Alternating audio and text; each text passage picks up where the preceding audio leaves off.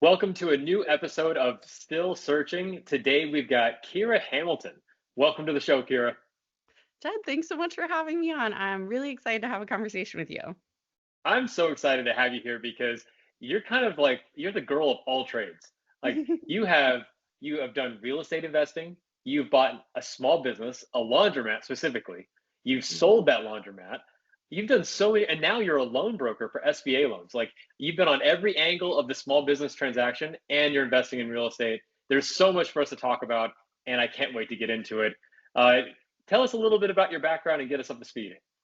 Yeah, definitely. So I have what most would probably consider an unconventional background for what I'm doing now. And honestly, I never expected that whole list of things you just said. Like me 10 years ago would have never anticipated all that. But I have such a cool life and I'm so grateful to be doing what I'm doing. And I really appreciate the opportunity to connect with your audience because I think that something you and I definitely share is a desire to put out accurate and nuanced information about business ownership, real estate investing, these topics that a lot of gurus latch onto online to try to make money selling courses, right? And I really care, and I know you really care about putting out actionable, accurate information because let's be honest, like real estate investing, business acquisition, these are some of the most important investments that people will make in their life, and they have real world implications on buyers' lives, on the lives of their families. So I appreciate the chance for the conversation. But, anyways, a little bit about my background. I'm actually a former high school English teacher. So I went to college and grad school to become a teacher. I have a master's in education.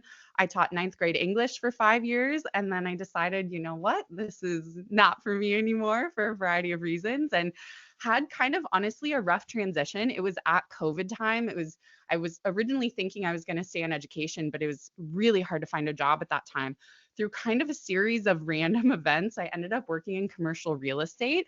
I got my real estate license and then managed Class A office buildings in San Francisco for a couple years. And then through kind of another unexpected series of events, I got into SBA loan brokering, developed an interest in commercial finance.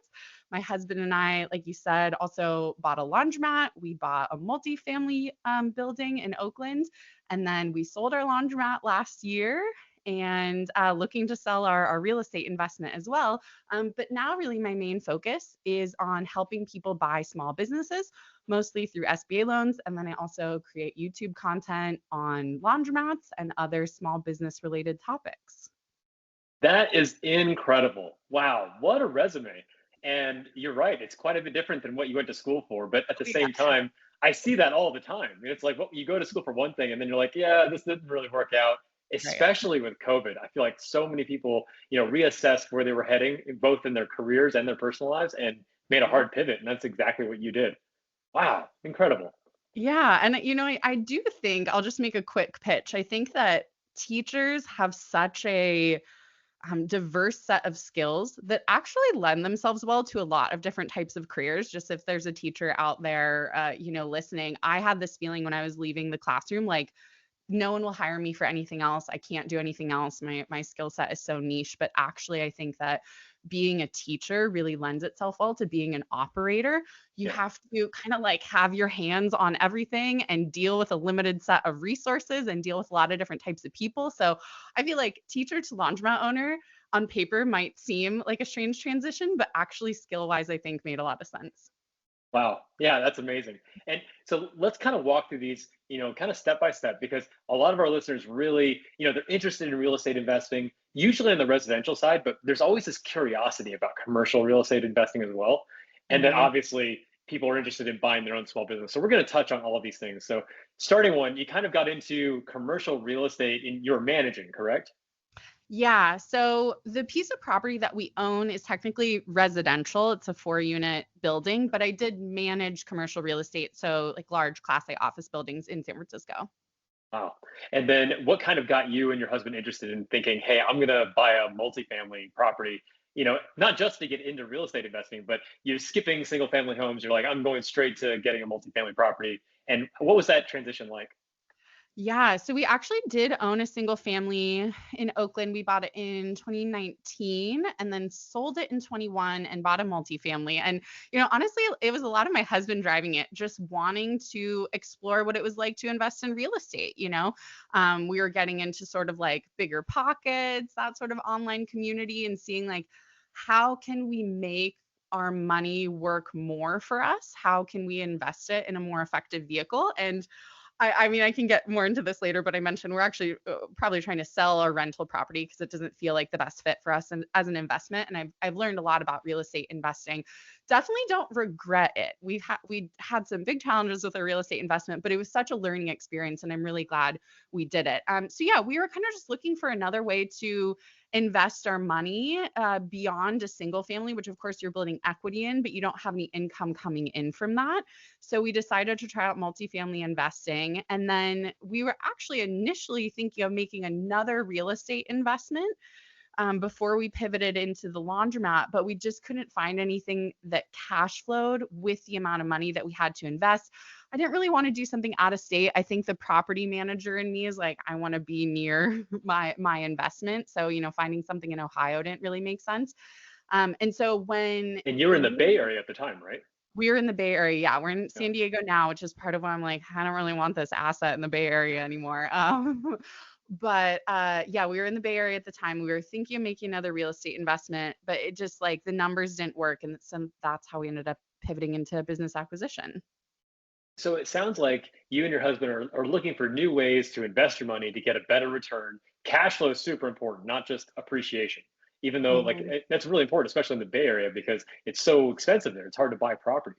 So you're looking at a place where you can get a little bit more cash flow and get a little bit more quick return on your investment.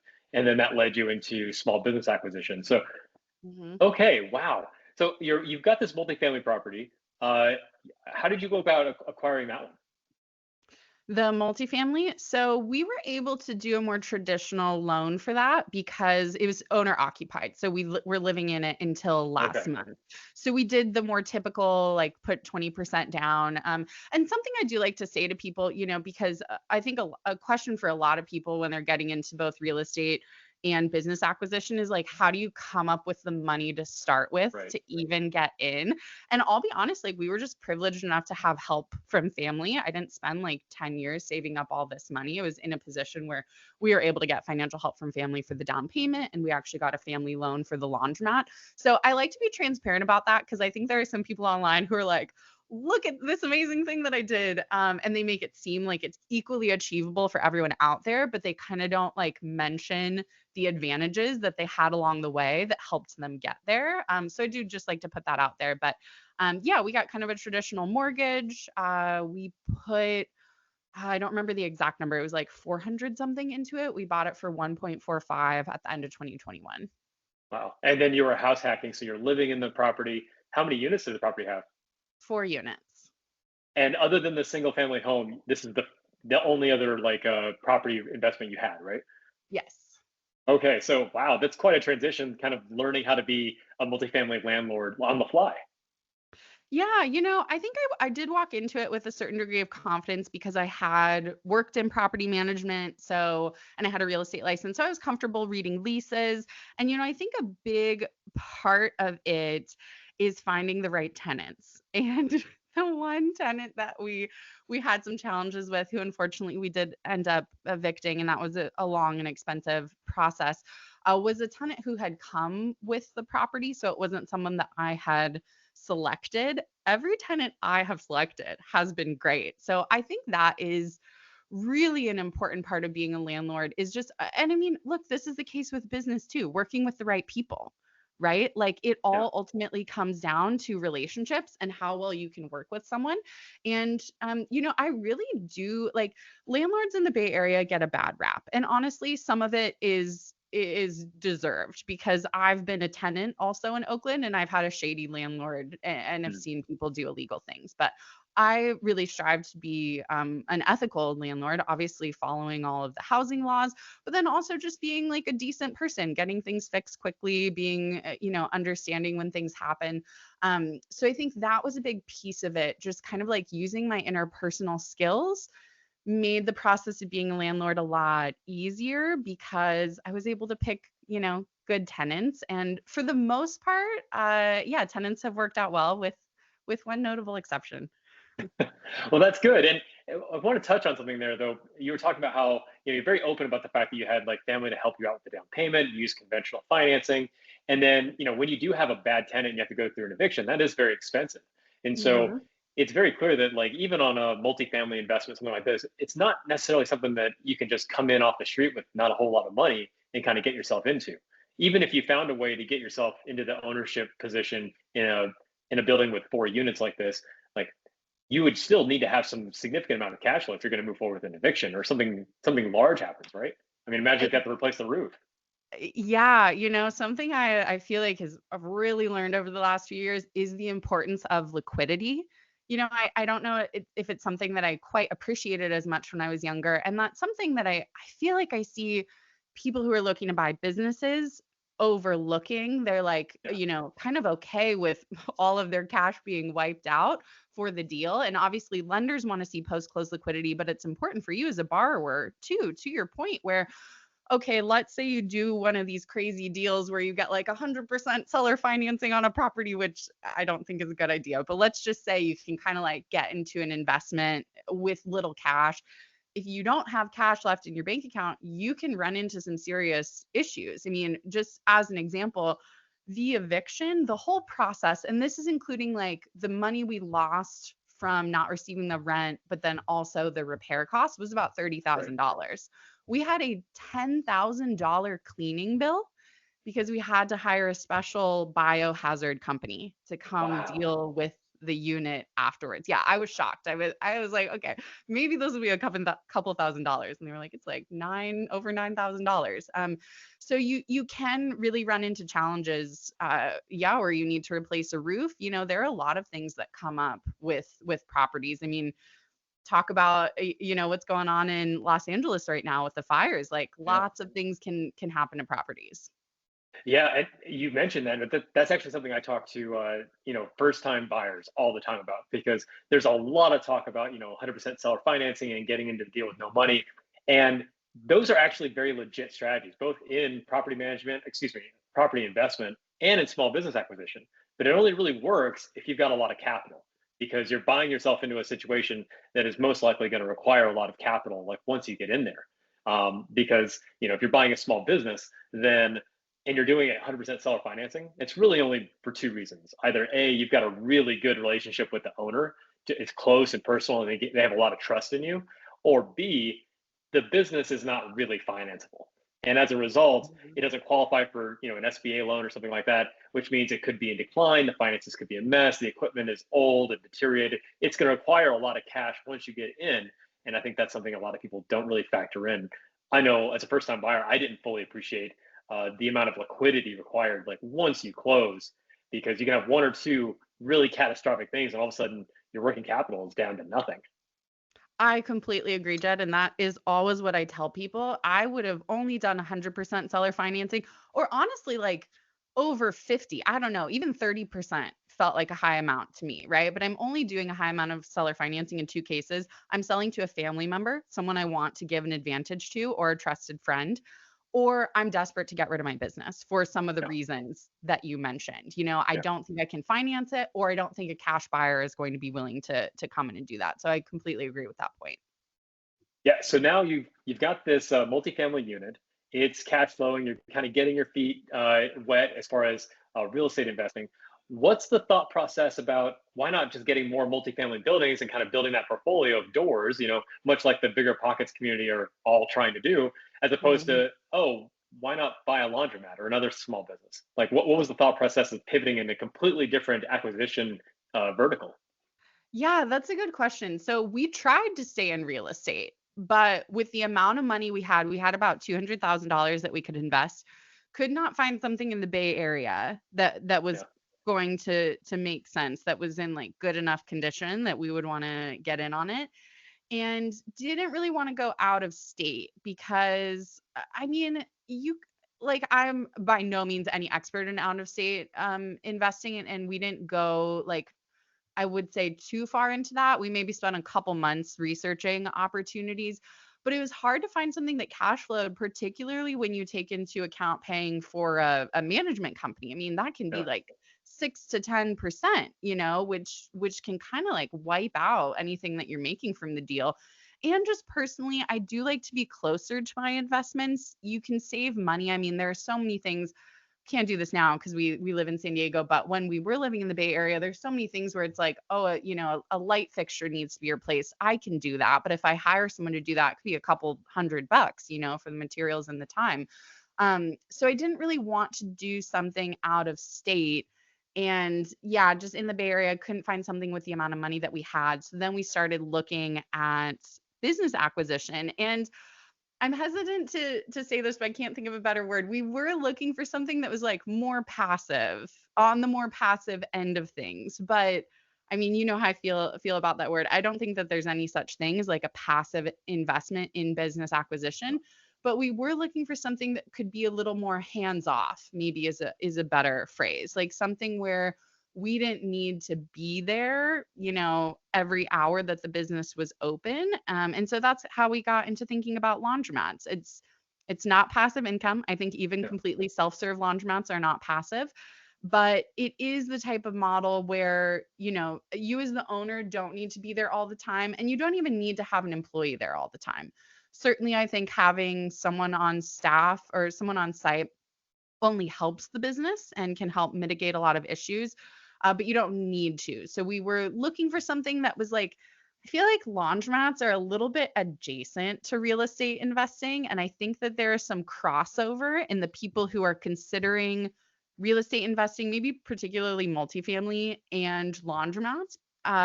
I don't think that either investment is passive. I feel like the last year I had with my rental property, I'm like, once you have to get attorneys involved, that is not passive income. Um, so I don't think that either are passive, but they kind of like both spark, I think, a similar interest in like something that can be more hands off than a 9 to 5 job. Yeah, I love that you talked about that too, because right now there's such a focus of people who are interested in kind of finding a more passive income approach, whether that's through real Mhm. estate or small business. And even, coming from a real estate background, as a first-time small business buyer, you admit I was looking for something a little bit more hands-off. And that's kind of what drew you to something like laundromats, like you said, kind of real estate adjacent, it's close by, Mhm. something you feel like is mostly automated, but still obviously would require a little bit of input. And I think that's really interesting because as we get into it, you find as a laundromat owner that it certainly wasn't passive at all. And Mhm. a lot of our first time buyers don't realize, look, if a laundromat's not passive, if a car wash is not passive, then a landscaping and a plumbing or an HVAC company is certainly not passive. So talk to us a little bit about, like, now you're in this small business, you've acquired this business. Now, did you use the SBA or did you go all cash, or what that deal look like? No, we used all cash. So we got a loan from a family member on, good family terms, but we used that to make a cash offer. The sellers were only taking cash offers, and I don't think it would have been SBAable. They had bought it as a zombie mat, which is a like kind of just a neglected laundromat. It wasn't completely closed down, but it had been kind of neglected during COVID, and they'd owned it for less than a year. So we didn't even have like a set of tax returns for it, and it just didn't have a historical cash flow. Maybe a conventional lender, but I think even that's unlikely. But they were only taking cash offers, and so that's what we Yeah. went with. And seeing that kind of disarray is actually really common, especially in those very small business landscape. So Mhm. let's stick on the passive portion though, because as you get in the business, there must have been like an expectation of the amount of work required on your part and what you were kind of expecting to get into, as opposed to the reality of what it turned out to be. So, what was the Yeah. difference there? I think the big maybe shift in expectation kind of happens in like the second half of owning the laundromat, where we just had a string of employee challenges. We had like a couple employees in a row who didn't work out, and lost a lot of time training them, getting them up to speed, and then having them leave or having people call out sick a lot.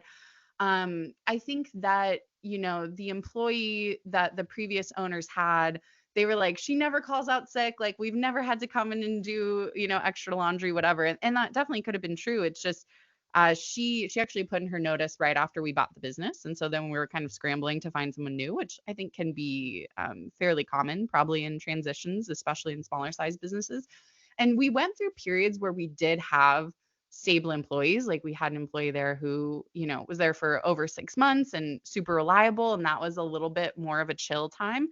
But when we got into this season of challenges with employees, it was like there was a month where we had an employee who needed to get an emergency surgery and she had to be out for a month. And I wanted to hold her job for her. So I was going in to the city a lot to do laundry. And I think the expectation when we bought it was like, we'll go in 1 to 2 days a week. We'll have Right. like a day where we go in and do a shift and then maybe like a second day if need be, if there's a lot of laundry. But, you know, we had at most 2 employees on payroll at any one time. And so majority of the time, if an employee called out sick, the other one just wasn't able to cover. And so I was going in and doing laundry and rearranging my schedule.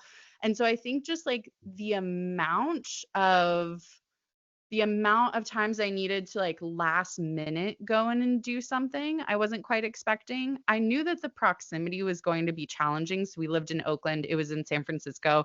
It could take an hour and a half to get in, depending on traffic. And I knew that was going to be challenging, but it just like that really wore on me, right? And not being able to go over and fix something quickly. Like, I think people have this idea with laundromats that you can buy one and it's just going to like sit there nice and polite and make you money.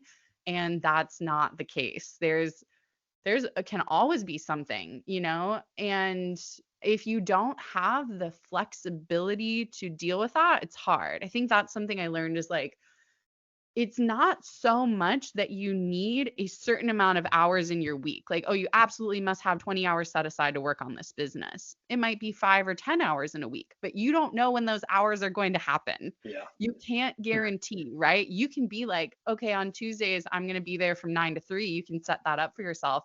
But then what happens on a Saturday when an employee's not there and someone gets a Tide Pod stuck in a machine and it's leaking water? And someone needs to go in and, flip the power on the machine to shut it off and restart it. And you live an hour away, right? Like, then what are you going to do? People will often tell me, like, if they want to work a full-time job and they're talking to me about their laundromat ambitions, I'll ask a question like that. Like, okay, what are you going to do at 3 p.m. on a Tuesday if something happens? And they're like, oh, I'm going to have a manager for that. And Yeah. it's just like such an easy go-to answer for people. But the fact of the matter is, I think if you own one business, I can just speak for laundromats and my laundromat. We did not have the cash flow to hire a quality full-time manager who we'd be able to hand the phone to and be like, okay, like you're answering the phone every hour that the business is open, right? And still have enough money left over for the investment to be worth it to us. So not to say that you can't work a full-time job and own a laundromat. There are people who do. I'm sure there are people who, do that with other types of businesses. But I just want to make the point that your business is going to be demanding things of you at inconvenient and random times.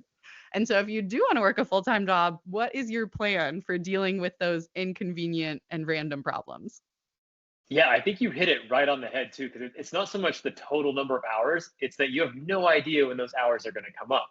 I talked Hmm. to a lot of, prospective first-time buyers, and one of the things that a lot of them are looking for is they want to be able to buy a business that's mostly passive. Like they're at least, self-aware enough to say, "Hey, I'm not looking for 100% passive," but they're like, "I want to find something that minimal requirement, 5 to 10 hours a week, because they want to maintain their full-time job. Maybe they've got like a higher paying corporate job or whatever the case is, and they don't want to take the security risk of leaving their full-time job, but they still want to invest in this small business. And they think, oh well, I can put in a minimum amount of time, but again, they don't know when those hours are going to come up.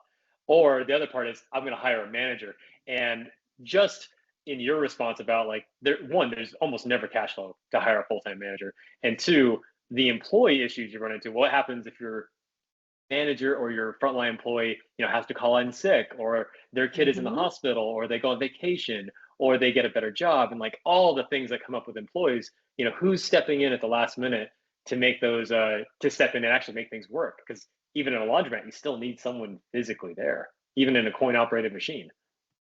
It comes down to you. I think that's what um irks me a little bit about when people are like, I'll just have a manager do it. So I'm like, but this is your business. Like, Yeah. you are the one who's ultimately responsible for it. And to your point, managers get sick, managers have emergencies, managers can quit the last minute.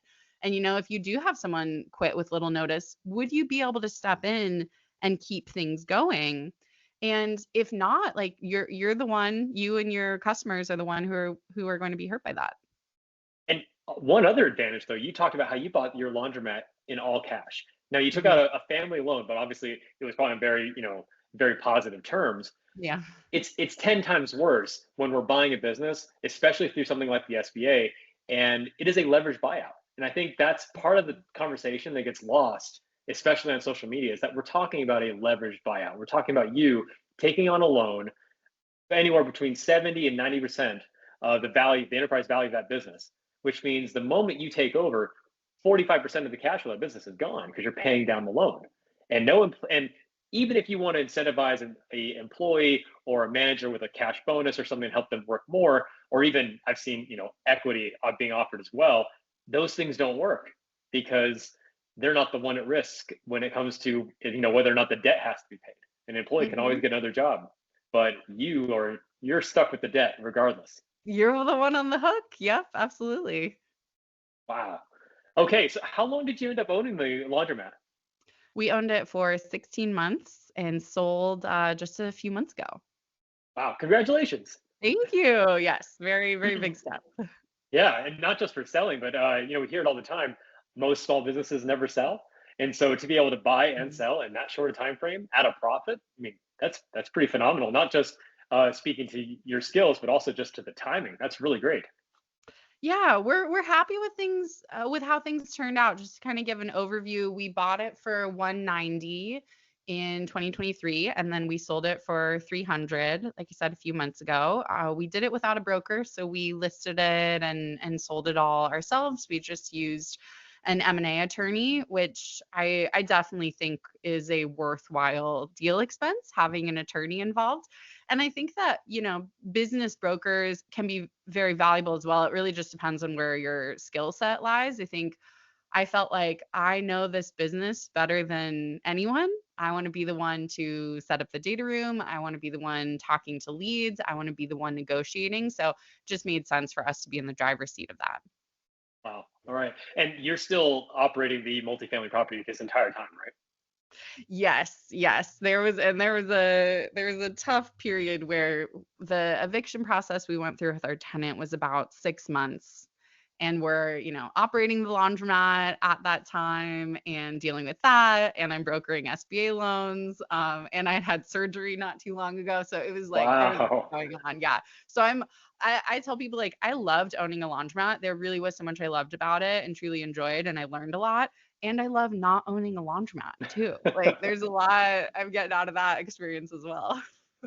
Wow, that puts you in such a unique position because outside of even the real estate investing, you bought a small business, you operated that small business, and now you've sold that business as well. So, most people who are looking to buy have not sold, and most people who have sold Mhm. have not bought. And so you've actually been in both of those seats within a 2-year window. So tell me a Yeah. little bit about what it was like, transitioning into the seller's role and tips you have, things you didn't realize, like, for buyers who are looking to acquire a business, because now that you're the seller, how do you view the situation differently, and what are some tips you'd give to potential buyers?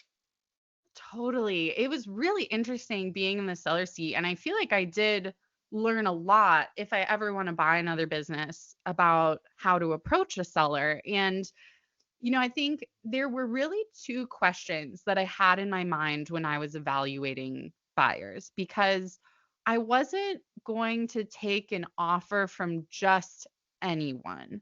I needed to, or I wasn't going to like sign an LOI with just anyone. I needed to know two things. One, what is your ability to execute? How confident am I that you are actually going to close on this transaction? And then two, will you make for a good operator of this business? Are you the right operator for this business?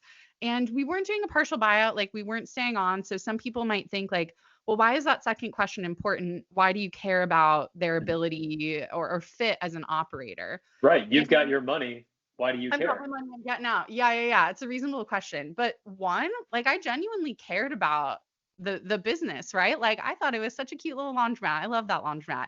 And I cared about my customers, and I really viewed it as a community resource. Like you don't, if you need to use a laundromat, you want your local laundromat, the one you can walk to be a nice place to do laundry, right? You want it to be well maintained, you want the machines to work.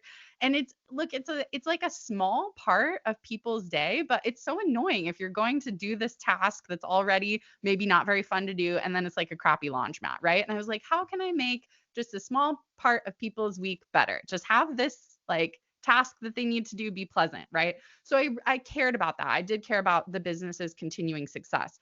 But the second reason it was important for me to find the right fit is I knew that, between LOI to close, there was going to be some time in there, right? Where the buyer is still doing some further due diligence. They're still, kind of considering the deal. We haven't closed yet. And I did not want to end up in a situation where I signed with someone and then they backed out. My goal was to sign one LOI and close with that buyer. And that's what I did. And the reason I needed to make sure they were going to be a good fit is because if I couldn't picture them running the business, my concern was they're going to soon realize that they can't picture themselves running this business. They're going to back out. And now I'm going to be back to square one as far as finding a buyer. So I really needed to believe that they wanted to operate the business, not just own a laundromat, but operate the business. And I ended up finding a buyer who, answered both of those questions so well. And so I think that for people who are looking to buy a business, just consider those questions might be on the seller's mind. Like one, they want to know that you can execute. So do you have proof of funds, or do you have an SBA pre-qual? Do you have something to show that you're serious, right? I had people who didn't want to show me their proof of funds. Like it said on our listing, we're taking all cash offers. And then you get on the phone with someone and they're like, oh, I just don't want to, I don't even know what their answer was. Like, I don't want to reveal that information. And I'm like, then okay, then buy. Like, if you don't want to show me you can buy this business, why should I keep talking to you? Right. And then there were people who it just like, it wasn't going to make sense for them to be operators. Like both them and their partner had full-time jobs. And it was like, with this business, at least in the beginning, like you really do need to be more hands-on. And something that I did that I think is a bit different than I see some sellers doing out here is I put a lot of information up front. Like in my data room, I had all my financials, but I also did a 30-minute overview of the business with a slide deck. And in that, I was very upfront about like, this is what I think is going well in the business. These are the challenges. If you have these circumstances in your life, it's probably going to be hard to operate this. Like the ideal buyer probably has these circumstances. So And you put together a whole video presentation of your I put business? together, yeah, 30-minute Wow. overview of the business. I've And never look, I seen that. wasn't, yeah, and I think that sometimes my feeling is that sometimes sellers are a little like hesitant to give out information. I'm not saying give out your customer list. I'm not saying give out something that a competitor could take, right? But I feel like because I put so much information out there up front, I got to know with people a lot faster, which is great. I don't want to Yeah. spend, extra hours on the phone with you if this isn't going to work out. So a lot of people saw the video and a lot of people were like, this is a fantastic video and I don't want to buy this business. And I was like, great, on to the next one, right? Like that's what I'm going for. So I think that putting so much information up front and honestly being transparent about like, these are the challenges. If you don't want to deal with them, look at another opportunity. If you're down for it, then this might be for you. Yeah. So many great nuggets there. I remember thinking like right in the beginning, we look at these things, as cash flowing assets like houses and businesses, and we think, oh well, if you're going to sell it once you get your payment, then what do you care? What happens to that business? What happens to that house? But the truth is that we're emotional creatures. Like we do Mhm. care, and you need to understand that the vast majority of sellers do care what happens, to their asset. We sold our home in San Diego just a year ago, and I remember that even when we were looking to sell, like we really cared who bought because we had planted roses in the front yard. We put in a brand new palm tree. My wife had very much, she'd picked the exterior color and she's like, we can remodel, but don't change the color. It's so beautiful. Oh, yeah. And so And in reality, like none of these things matter. Like once you sell the house, obviously, but you Yeah. want to find someone who's going to fit into the neighborhood. And that's very similar to what you're talking about. You want to find somebody who's going to, you know, really invest their time and their energy into this business and become a part of the community. So for a potential buyer to overlook that and think that it doesn't matter because it's not on the spreadsheet is detrimental, to say the least. I absolutely agree. I mean, I think business is personal, it's really not just about the numbers on a spreadsheet. And I felt like there were buyers I interacted with who were not thinking about that. Like I literally had people in their first outreach to me say they thought the business was overpriced. And it's like, look, it's well, one, business valuation is subjective, particularly when you're not getting financing. When you're only Yeah. taking cash offers and you don't have the constraints of like the requirements from the lender, that becomes a pretty subjective process. And so we can have a discussion about the price. Absolutely, we can But negotiate on the on that. first conversation, Well, on the first conversation, and also if I don't like you, I'm not gonna lower my price. Like, I'm not gonna give you a deal just because you like came out aggressive. I think that a lot of people just did not know how to negotiate. And if I could give one tip, it would be read the book Never Split the Difference by Chris Voss, former FBI hostage negotiator. We actually used like strategies from that book in our negotiation. And I really think that that helped drive us towards our goals. And I just saw so many people like just kind of falling right out the gate, not even doing like a proper introduction, just yeah, coming out like, how much seller financing are you willing to offer? I'm like, whoa, like I don't even know you yet. And the people who I did get to know, who I really liked, like when seller financing came up later in the conversation, I was totally willing to entertain it, right? Like, okay, do I need to do 15% seller financing to make it work? I'm willing to do that because I really like this person. I think they can execute and I think they'd be a great operator. We didn't end up doing seller financing because we got an all cash offer. But my point is just if people like you, they're going to be more willing to give you a good deal. yeah. And you can't come right out the gate trying to haggle or talking about the asking price or anything like that. You really need to come out, make an introduction of yourself, explain why you're interested in the business, and then like get to know what's going on. Ask a lot of questions. If if you disagree with the asking price, I wouldn't come out and say that. I would ask like, walk me through how you came to this price, right? Like, Mhm. let's have a conversation about it. See what things they say, because you can uncover a lot by listening. And that's one of the things that the book talks about is like really listening a lot, because you may make some assumptions about the business, or you may make some assumptions about the seller and what's important to them and how they came up with their asking price. But if you listen, you might realize like, oh, actually, this is what's important to them. And if Yeah. I can make this particular thing work in the deal, like then I've got something here. You're so right. And I can't recommend Never Split the Difference enough. I think it's a Good. Yeah. fantastic book and it's so actionable. Hmm. One of the things I found and that I constantly tell first time buyers, I'm like, look, that first phone call or video chat or in person meeting with a seller has nothing to do with the business and it's everything to do with the seller. Consider it like a date. Like you're just there to say hi and get to know this person. You know, ask them about people love talking about themselves and especially their business, especially if they've been in that business for 30 plus years. They want to Hmm. tell you all about it. So just sit back and ask the questions, be genuinely impressed and amazed by what they put together. Like even if you realize, during the course of the conversation, this business is not for you, it's still like it takes so little effort from you to show the respect to somebody else for the time and effort they put into a business that has sustained their family for so many years, and just let them talk about it. They're going to tell you stuff that you never find in the sim. They're going to be able to build that relationship with you. And this is one of the key times when you're able to assess EQ, the integrity of the seller.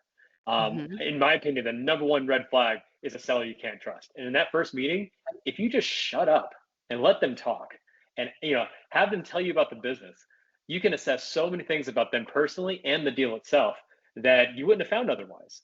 And I think that's one of the key things that a lot of buyers they just miss on that first date, so to speak.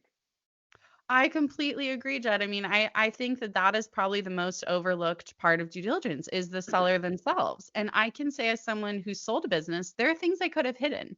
There are Yeah, things that would have been really hard to find just in like, I don't know, interactions with customers or like the amount of problems we had with the delivery service. Not that it was a high amount, but I'm just saying like it would have been possible for me to be like, we've never had an issue with this. And you wouldn't really be able to verify that during the due diligence process. And the fact of the matter is, like, you're never going to know exactly what it's like to operate a business until you do it. And Mhm. your experience of operating it is not going to be exactly the same as the sellers. You're different people, right? So there could be just like a difference of perspective on things. But I think, to your point, when you're not getting a good feeling from someone, when you're like, it doesn't really seem like this person is giving me the whole story. And Yeah. if I were buying another business and everything looked great on paper, but I wasn't getting a good feeling from the seller, I'm probably not buying that business because you just don't know what you don't know. Like, it would be so hard for me to move forward without trust in that situation. And, you know, once the deal closes, that is your business. Yeah. Unless you've done a partial buyout, that's your business. And there's not a ton that you can do if the seller doesn't hold up their end of the bargain as far as training. Like, you may have it written in the contract, they're going to give you 2 months of training or whatever. But if they just don't do a very good job, or if they don't really hold up that end, like, you're the one stuck with the business and with the loan. Yeah, exactly right. And if you decide, like, say, like they don't hold up their end, or there's something in the business that was undisclosed, or they don't do the transfer or whatever, they break something in the contract. Well, then it comes up to you to say, well, I'm either just going to let that go because it's not worth pursuing, or I'm going to sue them, which costs money and takes a lot of Mhm. time. I think Mhm. a lot of things I see buyers, especially first-time buyers, a lot of the pitfalls they fall into is they put way too much faith in their contract. Yeah. You know, Yeah.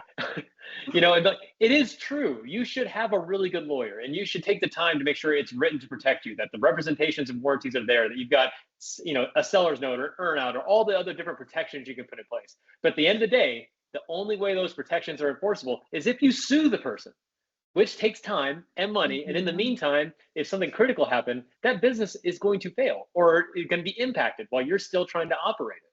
And so there's a whole bunch of things that could happen on the back end. And I love that even in a small business like your laundromat, you're very forthright in the fact that you're like, look, I could hide stuff. You never know. And Mhm. those types of situations only get compounded with the size of the business because it becomes even more complex. And there's more places where you could hide a skeleton in a closet somewhere. And again, just like you put too much faith in the contract, a lot of times we put too much faith in our quality of earnings check or our legal review or any of the other due diligence pieces that we pursue. All of those things are critically important because they help mitigate the risk, but they never remove it entirely. And that's why, if you can't trust the seller, you have to walk away because they will hide things that you simply will never find. And, I know for people who've been following me on LinkedIn for a while, they know that I really harp on this. And, you know, we had a conversation with Joe Odell just a couple weeks ago where, he was a fully funded search fund and had a ton of money behind him and did all the due diligence and they still miss stuff. So the idea that you're Mhm. going to catch everything in due diligence on a good deal is unlikely, especially on one where, maybe the seller can't be trusted. Absolutely. I mean, the way I think about it and the way I encourage people to think about it is, you are entering into a business partnership.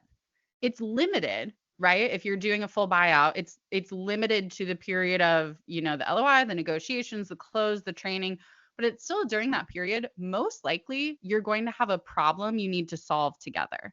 You're going to have something unexpected come up because these things can take months, and chances are, something is going to happen. I mean, like with ours, our buyer was going out of town. And so we had to figure out how we were going to manage the business for him for a couple of weeks post close, and what that was going to look like, how he was going to compensate us for that. There are other things too, even after the close, like, there are utility bills to transfer over, there are accounts, there are like, Oh yeah. customers who may still reach out to your phone number, whatever. Like, it's not a like totally clean. It's not just like one day you're like, okay, everything's done and I know everything about this business. Like, you're going to need things from the seller. So if you wouldn't go into business with that person, I don't know why you would buy a business from that person. Yeah, exactly right. I love how you said that it's a limited partnership. It could be very limited, but it's still a partnership, and you need to make sure you understand who you're getting in bed with when you do these types of deals, Hmm. especially if it's not limited. Especially if they're keeping a piece of it, Oh yeah. because in a vast majority of cases, you're going to own this business for a very, very long time. And you're making a very long-term decision by keeping the seller involved in an equity standpoint. So, wow. Yeah, very, very wise words of advice. Thanks, Kira. All right. So you've now sold your business Yes. and you still have the multifamily, although you've now moved to San Diego, you're considering selling that as well, and Mhm. you've moved into SBA loan brokering. So this is a whole different area that I think doesn't get enough attention because, especially for first-time buyers, they know that using the SBA is one of the best pieces of leverage they can have to buy a business, especially if they've never done it before.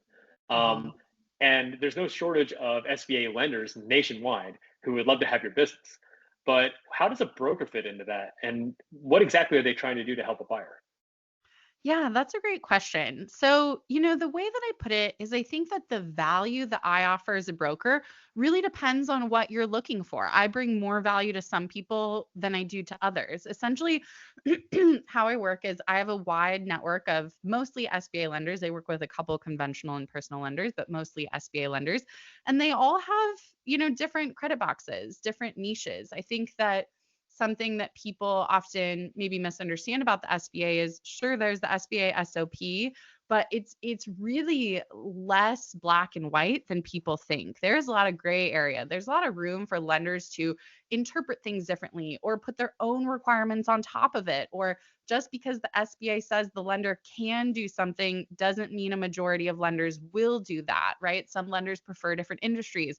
Lenders think about ad backs differently. They have different DSCR requirements, right? There's a lot of nuance in the space. And so, really, the value that I bring to the table is understanding who the players are in the field and who's going to be the best fit for a particular deal. For example, some lenders are comfortable with a lower level of cash injection from a buyer. Some say no, we have to have 5%. They think about leveraging seller notes differently. So if you're coming in as a first time buyer and you're not familiar with the SBA space, I think it might be a little overwhelming and time consuming to talk to 5 different lenders about your deal. I offer one point of contact that gets you in touch with multiple lenders to figure out who's going to be the best fit. I think the best news to buyers is that I'm paid directly by lenders when a deal closes, so there's no fee to utilize my services.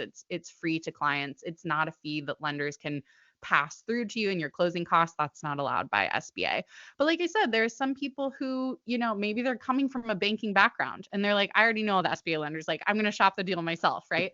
And for them a broker wouldn't really be added value. And then there's some people who are like, I've never opened the SBA SOP. I don't know how this works. I want to have one person I'm talking to who's going to explain this process to me and help me find a lender. So, like I said, when I sold my business, I didn't use a business broker. I think business brokers can be very valuable in some situations. I just happen to have the skill set to do it myself. So I really think it depends on excuse me, I really think it depends on your background, the connections that you have, and your skill set, whether a loan broker is going to be valuable to you. Yeah. So in a lot of ways, it sounds like you're the relationship connector. So like you've already built all these relationships with SBA lenders across the country. And one key thing that first time buyers don't realize is not all SBA lenders are created equal. Like every Yeah. bank, Yeah. every lender, they all have different types of industries they'd like to lend on. They have different requirements. They have different credit ratings. They have different buy boxes. And so being able as a buyer to skip all that and not have those relationships and instead team up with a broker who already has built out those relationships and knows, based on the deal that I'm looking for, what kind of lender would be the best fit for me. Not just from a working standpoint, but from like the kind of deal I'm putting together, the kind of credit they're allowed to have. Do they offer like an SBA express line of credit as well? Like, what are their working capital requirements? Like, all of these things are factors that, as a first time buyer, I may not be thinking about, and I certainly don't have the time or experience to build out those relationships. So that's where someone like you could come in. Yeah, and I think, vetting people too, like we talked about the importance of relationships. I only work with lenders that I like, right? Like I only work with lenders who are responsive and who are nice and who like take the time to explain things and who I will be comfortable putting on a call with a client, right? So I Yeah. think, if people a lot of times people like find me on YouTube and I think they already sort of have a sense of trust with me because they've consumed some of my content. And so it's important to me if I'm connecting you with a lender, like this is someone that I trust. So I think Yeah. Knowing that if you're working with me, you're getting access to not just like people who can do a deal, but people who are going to be pleasant to work with along the way. Yeah, that's so huge. Having a deal team that you actually like and you can get along with. And like you said, working with lenders that you know, like, and trust. Because the worst thing as a buyer is if you connect me to a lender and then, we're going through due diligence, we're getting all the way up to closing, and then the lender pulls funding. And then Hmm. all of a sudden I'm out of exclusivity. And maybe I lose the deal because of that. So Yeah. building these kinds of connections, it takes a lot of trust. Hmm. Absolutely. And clarify for the buyers, especially those who aren't familiar with it. So you're free for a buyer to use. How do you get compensated in this? Yeah, so I'm paid directly by the lender. It's kind of a like a marketing or referral cost for them, right? Lenders are making money off of your loan, off the interest that you're paying, but they're only making that money if they have deals coming in, right? So they're paying me for bringing them the deal, for bringing them the client. There are some brokers out there, I've heard of this, who charge an upfront fee once you start engaging their services. I feel like I'm compensated fairly. I don't charge any fee on top of that. So it truly is free for borrowers to use my service. That makes a lot of sense. Hold on a second.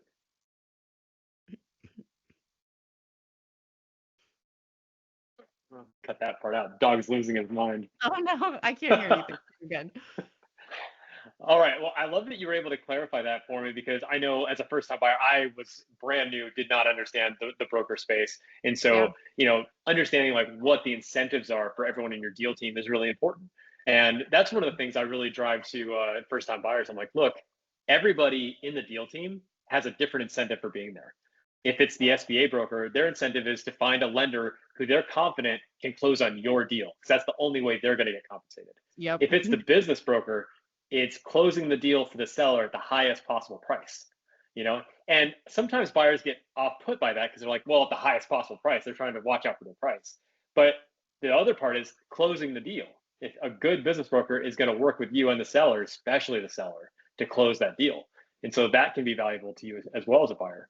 And then understanding the incentives from like a lawyer or a Q of E, like where do your incentives align and how does that impact your overall deal structure? It's really important. I absolutely. And like similar to business brokers, I'm paid based off the loan total. But at the same time, it's not my goal to try to get the borrower to take on the biggest loan possible in the deal, right? If it's like if we can leverage some seller financing and that helps the deal, but it brings down the loan cost, great, because it means we're getting the deal done. Because Yeah. one, I want to feel good about the deal that the borrower is doing. Like I've also bought a business. I want you to, start off on the right foot. I want everything to go smoothly. But two, if the deal doesn't close, then I make zero money, right? So like Yeah, exactly. I want whatever structure is going to be good for everyone, follows the rules, is ethical, is fair, but then can also get the deal done because that's how I get paid. Yeah. Okay, so now you have your real estate investment that you're looking to potentially sell. You Hmm. bought this business, you operated, you sold a business. Now you're an SBA broker, and now you've uprooted everything, moved away from the Bay Area, and now you're in San Diego. Yes. So, what's the next step here?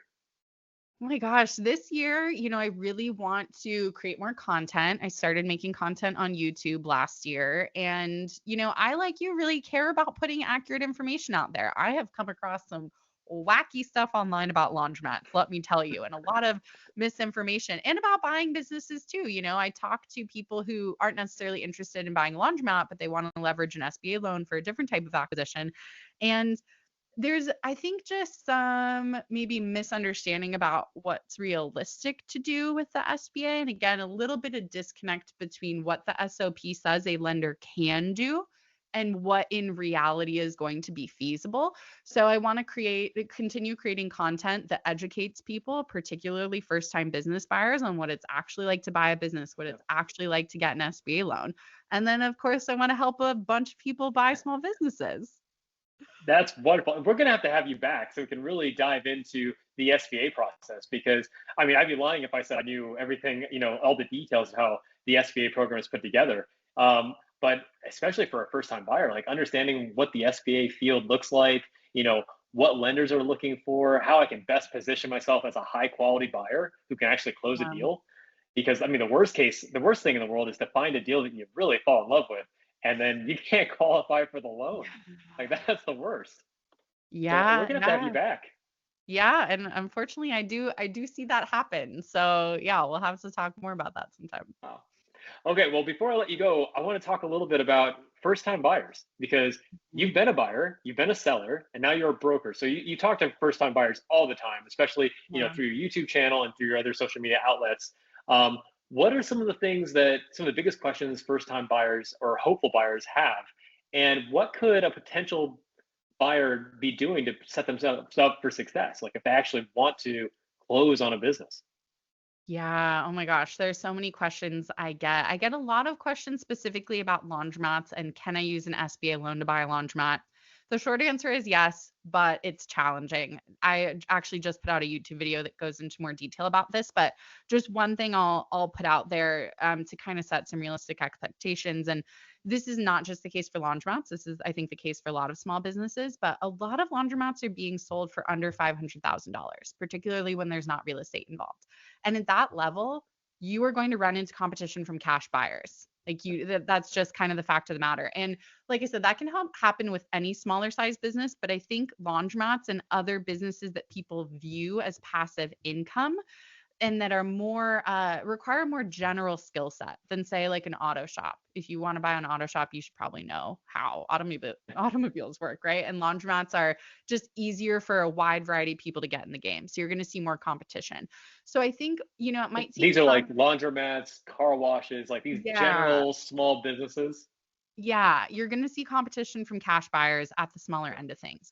So it may seem counterintuitive, but sometimes I think it's actually easier to go a little bit bigger and become a little more specialized in the business simply because once a seller knows they're most likely going to need to take an SBA offer, I think it does change how they view the deal because now their valuation has to be accepted by an SBA lender. Now Yeah. all their documents need to be in place. Now we need probably 3 years of cash flow, right? And kind of like I was mentioning earlier, when you're dealing with cash offers, it's kind of just like up to you to negotiate what makes sense. You don't really have like these constraints on the seller as far as how they can value the business, the documents required, et cetera. So there can be more constraints that are positive for you as a buyer, I think, once a seller knows they need to work with an SBA lender.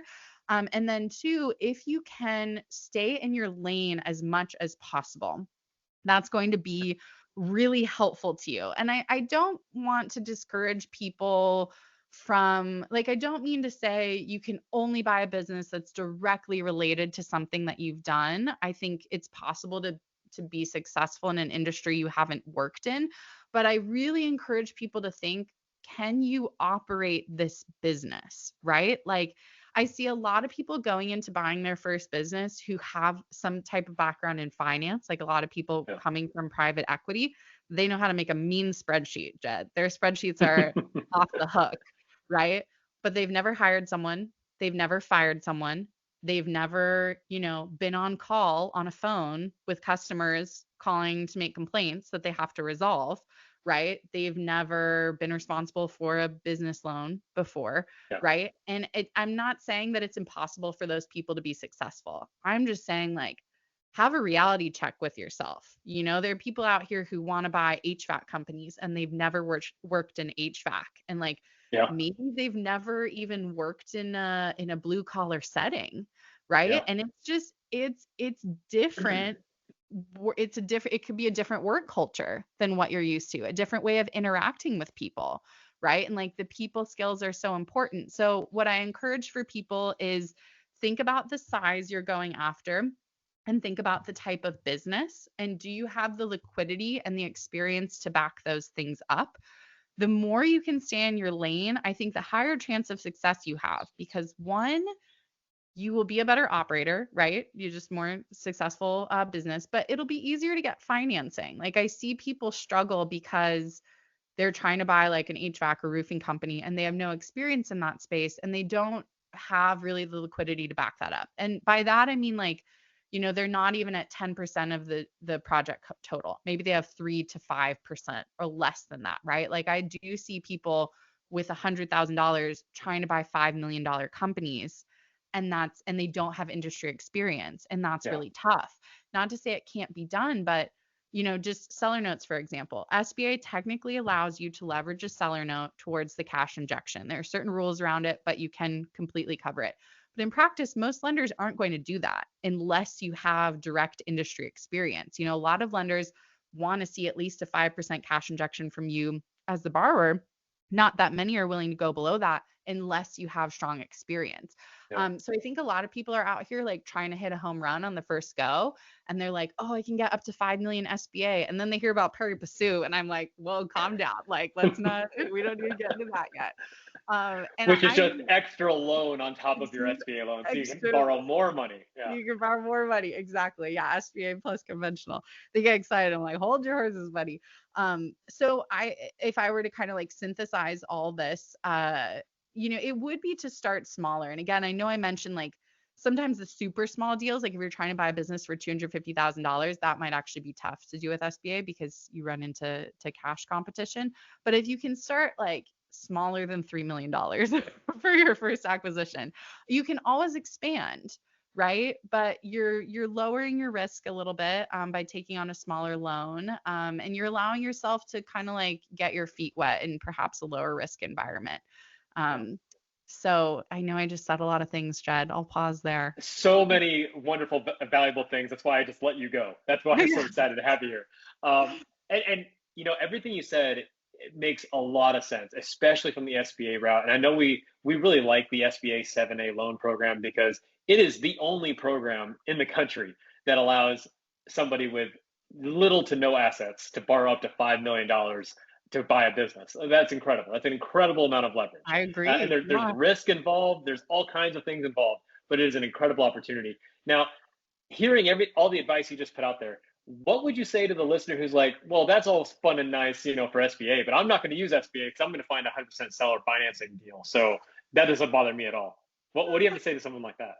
I would say don't do that deal. No, I don't know. I mean, I don't you like to say that things are impossible. I'm sure there's someone out there who's done a 100% seller financing deal that worked out for them. But, to the point we were both making earlier, like I heard someone claim about laundromats that there's zero risk to a seller with seller financing. And I'm like, that's just how can you say there's zero risk? Like we were saying earlier, sure, let's say I have an agreement that I sell my business to you with seller financing, you stop paying me, I take the business back. But at that point, what is my business worth if you're not able to pay me anymore, right? Like you probably tanked it if you can't make those Yeah. payments. So I actually see a pretty high amount of risk to a seller in seller financing. And I know some people will say like, oh, there could be a tax advantage to it. And maybe that works for some people, but I'm still weighing the risk of what if I never get paid this money? And even Yeah. if we have it in an agreement, is it going to be worth it for me to take on the legal fees to go after you? And will there be anything there to get, you know?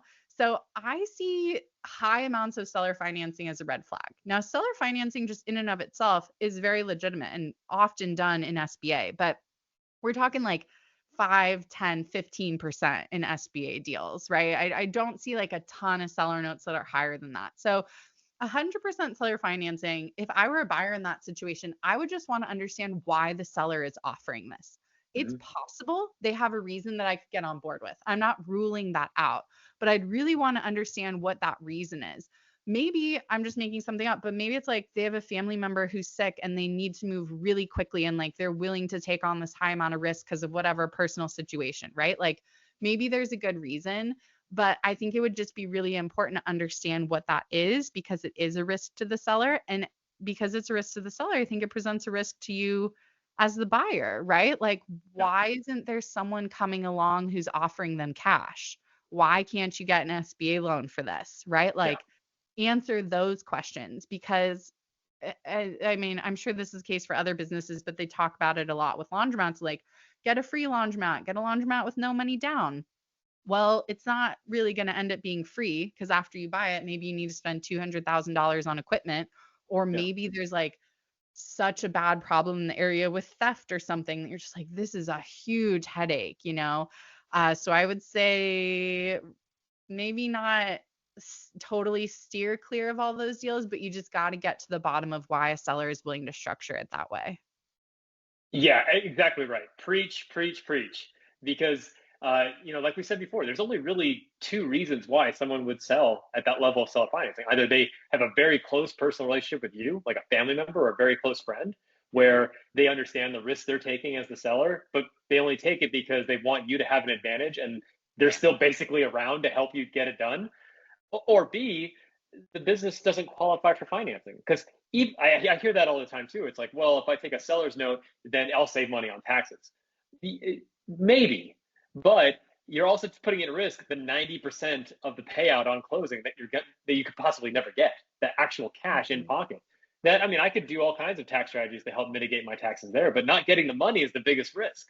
And so I see these deals all the time. 100% seller financing, especially in business, does work, but typically it works to a well-capitalized buyer who already owns a business or more than one and is looking to add to their customer list. Like for instance, if I already own an HVAC company and I've got like 3 or 4 locations and I want to buy another location, maybe that other location, maybe they're going down in revenue, maybe there's some issues in the back end that would make it unfinanceable, or maybe it's on the verge of collapse, but I care about their customer list, so I'm willing to buy. They're willing to sell for seller financing, and it works because I've got the money. I You can know I about can the capitalize industry. it, and I know You the have industry. I know what experience. I'm Yeah, doing. yeah. Yeah. Yeah, I will just add, I don't think that if there's a business that doesn't qualify for SBA, I don't necessarily think that makes it a bad deal or that means you shouldn't buy that business. Like when I bought my laundromat, it wasn't going to work for SBA because we didn't have 3 years of historical cash flow. But like at $190,000, that was a risk I was willing to take on, that we yeah, didn't have 3 years of cash flow. If I was buying business for $3 million, then I'm going to get more particular about that. So I think it's ultimately up to assessing your personal risk, right? And if a deal can't be done through SBA, just understand why, right? Because maybe the reason actually is a huge red flag, and maybe the reason, once you understand it, you're like, okay, I'm willing to take on this risk. I'll still sure. do this deal. I've come to believe I don't really think there's such a thing as a good, like an all good deal or an all bad deal. I think is this the right deal for you? Right? Right. Because there could be a business that has fantastic cash flow, been around for 20 years, whatever, but you may not be the right operator. So that might be a terrible deal for you. And then there could be another deal where it's like the business is losing money, the customers are leaving, whatever, but I've worked in the industry for 20 years and I've turned businesses around before and I know how to do this and this is the perfect deal for me, right? It's totally about fit between the business and the operator at that moment in their life. And that's so true. And one of the key things, especially as a first time buyer, is risk mitigation because you don't know what you don't know. Yep. And that's one of the key reasons why I always push first time buyers to go the SBA route because I'm like, look, there are a million things that can go wrong. Maybe you misjudge the seller. Maybe you missed something in a quality of earnings or didn't get a quality of earnings done at all. Maybe there was a legal issue that was in play, or you didn't understand the customer concentration. There's so many things, especially the first time buyer, that maybe you didn't wrap your head around when you close this deal. But at least you had a banker look at it and say, yeah, we think the cash flow can cover the debt. At least Yeah. you had that. At least you had something, that was help give you a few more guardrails as you're closing in on that first deal because you learn so much just in that first deal. And that may be the only deal you ever do, but you learn so much to where you can now understand, like, hey, now that I know the rules, I understand, why those rules are there and which ones maybe I can bend, which ones I can break, which ones I can ignore. And and when I'm moving on to the second, third, or fourth, because again, one of the other questions I get from people who've never bought a business is, how can I start a hold co? I'm going to buy 10 businesses. I'm like, Oh my gosh, I get hold the on, hold hold code thing on. so often. Yes. Just buy Yes. one. Buy one. Prove to the world that you can operate one business, please.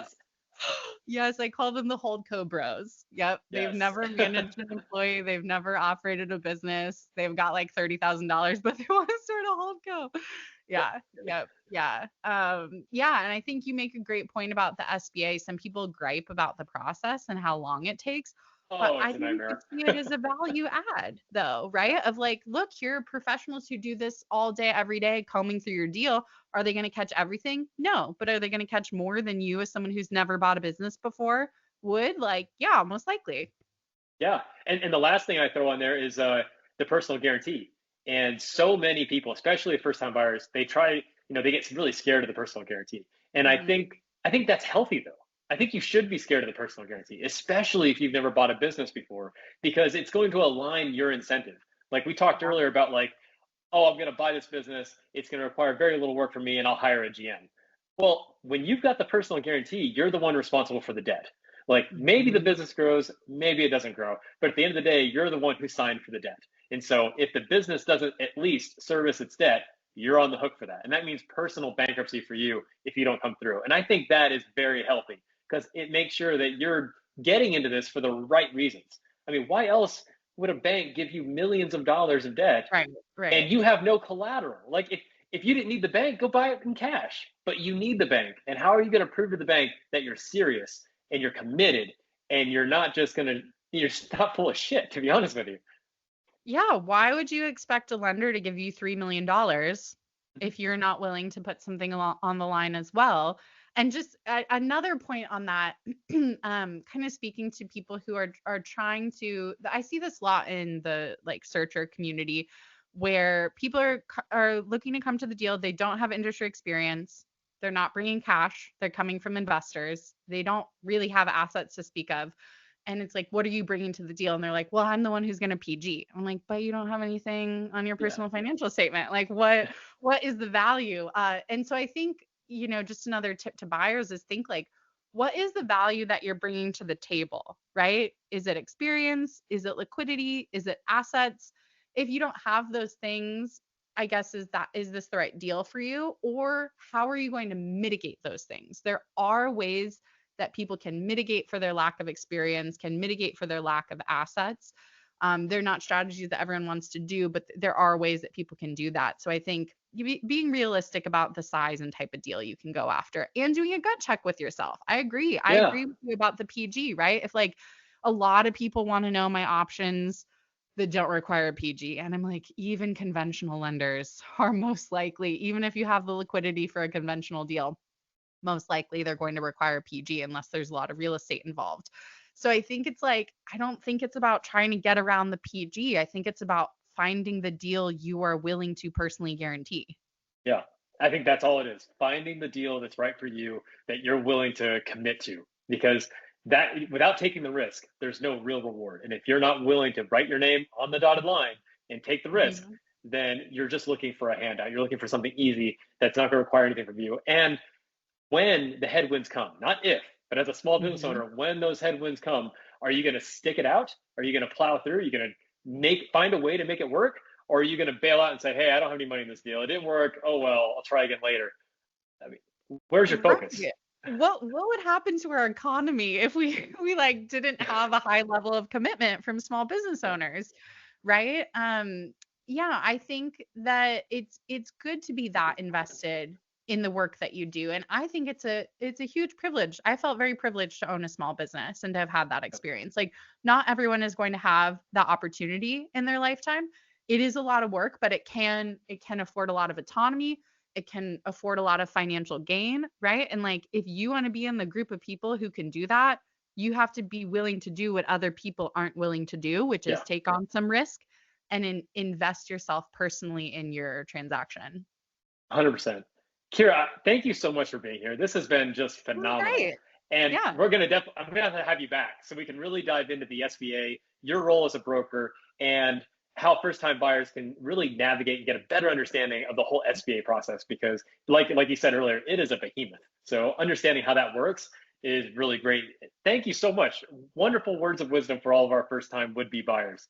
Yeah, Jed, thank you so much for having me on. This was super fun. I always love talking about laundromats and SBA, and you're a super fun person to chat with. I think we're very aligned on some fundamental things when it comes to business and putting out content. I really appreciate all the content that you're putting out and how transparent you are about the journey that you've been through. I think provides so much value to people out there looking to buy businesses. So here's to us both making some great content this year.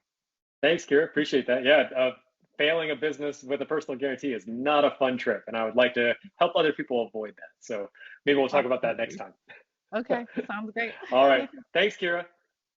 Bye.